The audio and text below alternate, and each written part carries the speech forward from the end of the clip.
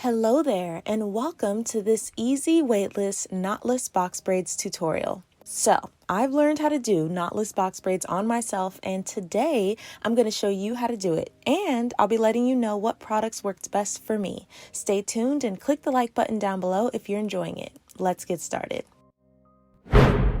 So first and foremost, what are you going to need? Number one, hair, of course. I'm using Knotless hair by this brand, which I've never tried before, but Knotless hair seems to be a favorite on YouTube when it comes to these knotless box braids. A lot of people use the Expressions brand, but sadly my beauty supply didn't have that one. FYI, I do have 4C hair, so I bought 4 packs of hair, but I only used about 2 packs. Edge control. I have 2 favorite edge controls at the moment, Style Factor's Edge Booster and Hicks Edges. To do these, I use the Hicks Edges. A moisturizer or oil to moisturize your hair before braiding. Some of you may know that I love castor oil, so that's what I used. A rat-tail comb to make your parts, duck clips, style and wrap mousse, which is optional. If you can, start with detangled or stretched hair. I think that it'll really help you move along a little bit faster. I started braiding at the back of my head and worked my way up, but I am going to show you guys the process at the top because it's just a lot easier to see what I'm doing. Before getting started with your braids, you're going to want to separate your 3 strands of hair that'll be fed in while braiding. You don't want them to be too thick because your braid will get thicker and thicker as you go. This is about the size of hair that I grabbed for each section. Use your surroundings and make sure that your pieces stay separated from one another so that they're easy to grab. Now we're ready to get started. The first thing you're going to do is make your part. One thing I learned is that your parts should be staggered, meaning you want your little boxes staggered opposed to right on top of one another because the braids won't fall as flat with them right on top of each other. Each braid should fall in between 2 other braids.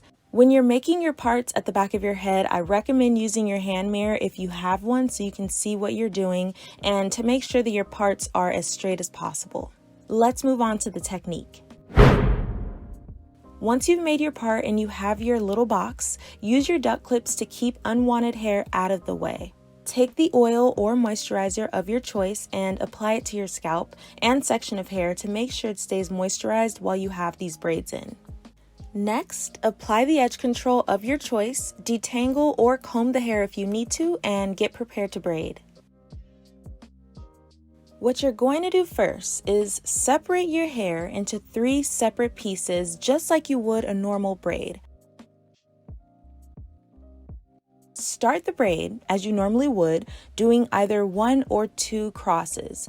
Now, you're going to let go with one hand to grab a strand of hair to feed in. Now, which hand you decide to grab the hair with is up to you. It'll most likely be your dominant hand because you'll be more comfortable with that. What I always like to remember is that the middle piece of hair gets left alone. All you're going to do is place the strand of braiding hair on top so that it's being added to the 2 outer sections of your hair. Don't worry about that middle piece. We will add to it later. Once you've set that strand of braiding hair on top, you're going to keep braiding like normal. Do 1 or 2 crosses until that middle piece is now on the outside. It's not in the middle anymore, and this is good because we're going to add to it now. We're also adding to the other outside piece, of course. Do the same thing. Let go with one hand and grab another strand of braiding hair to feed in. Once you've grabbed the new strand of braiding hair, lay it on top and braid down about 2 more times, and you're going to add in your last and final piece.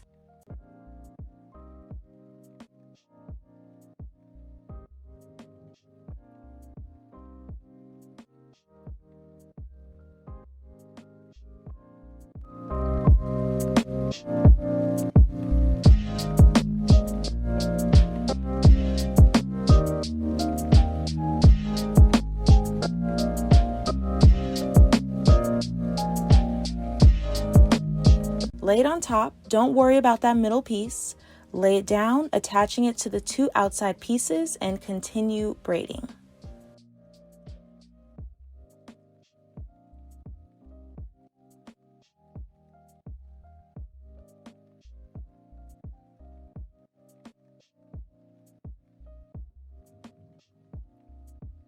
If you have type 4 hair like me, 9 times out of 10, you're going to have to add more edge control as you go so that your hair really sticks to the braiding hair. You want to prevent your hair from sticking out of the sides.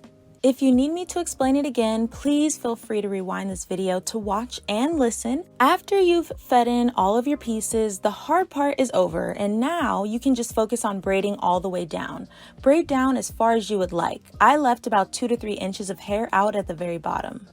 After you're done with all of your braids, it's time to dip them. Dipping your braids in really hot water seals the ends and keeps them looking fresh. You can either boil the water or warm it up in a microwave, but be careful when dipping and have a towel ready. This next step is optional. You can apply Style and Wrap Mousse to your roots to get rid of any flyaways and tie your hair down for a little while. You can also apply it to the braids themselves. I use the Apogee Style and Wrap Mousse for this. After that, you are done. Now you have cute, weightless, knotless box braids. I really hope this video helps you achieve super cute knotless box braids. Thank you all so much for watching. I appreciate you, and I'll see you in my next video. Bye.